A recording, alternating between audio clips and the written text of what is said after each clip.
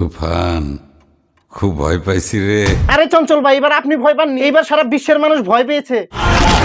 দেখেন, Indian superstar আলু অর্জুন এবং ইয়াসের সাথে যদি সাকিব ভাইকে তুলনা করা হয়, তাহলে আমি বলি সাকিব ভাই বাংলাদেশের মেগা স্টার না, সাকিব ভাই দ্য ওয়ার্ল্ড মেগা স্টার। ভাইরে ভাই, আমি কোনোদিন ভাবতেই পারি নাই হ্যাঁ বাংলাদেশ ফিল্ম ইন্ডাস্ট্রিতে মেড ইন ইন্ডিয়ার মতন ফিল্ম আবিষ্কার হবে, কোনোদিনও ভাই ভাবতেই পারি নাই। ব্যত্যয় ঘটিলে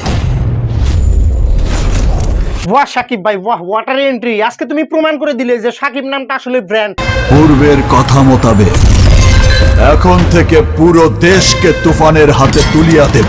সাকিব ভাই, পুরো দেশকে তুফানের হাতে তুলে দেওয়া লাগবে না। কি হয়েছে? কারণ পুরো দেশের মানুষ তুফানের ঝড়ে।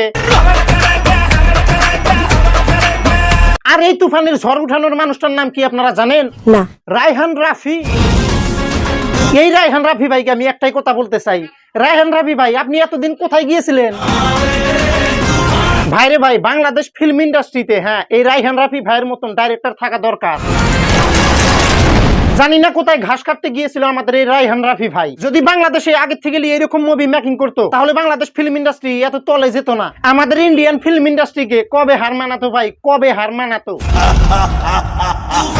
তাই আমি সাকিব ভাইকে একটাই কথা বলতে চাই, তুমি যদি বাংলাদেশ চলচ্চিত্র ফিল্ম ইন্ডাস্ট্রি বেঁচে রাখতে চাও, তাহলে ভাই তুমি রায়হান রাফির মতন ডাইরেক্টর ধরো। যেরকম ইন্ডিয়ান সুপারস্টার ইয়াসের আগের ফিল্মগুলো একদম পানি চলে গিয়েছে, কিন্তু কেজিএফ যখন করেছে তার কিন্তু ক্যারিয়ার উঠে গেছে। ওইরকমই আজকে আমাদের সাকিব ভাইয়ের যতগুলো মুভি ছিল হ্যাঁ সব পানির চলে যাবে। আমি বলছি সব পানির চলে যাবে। এইবার তুফানে তেল শুরু করবে নতুন একটা তুফান। তো আমি বাংলাদেশের ভাই ব্রাদারকে একটাই কথা বলতে চাই, যারা যারা এই তুফানের অপেক্ষায় আছো ভাই, তোমাদেরকে বলতেছি তুফান যেদিন রিলিজ হবে তার 3 দিন আগে আমি বাংলাদেশে যাব। আমি বাংলাদেশে যে এই তুফানের সাথে সাথে তুফান আনবো, তুফান। তো আশা করি তোমরা আমার সাথে দেখা করতেই পারবে। অবশ্যই আমি ঢাকাতে যেটা মেন বড় সিনেমা হল, আমি সেই সিনেমা হলে এবার তুফান দেখতে যাব।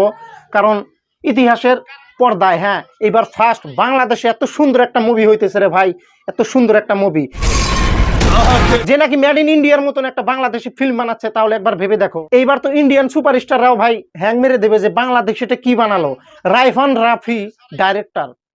এটা তো একদম আচরিত কথা। তো ভাই আমি একটাই কথা বলতে চাই ভাই, এবার তুফান আমি দেখবোই ভাই। তুফানের জন্য আমিও ব্যাকুল হয়ে আছি।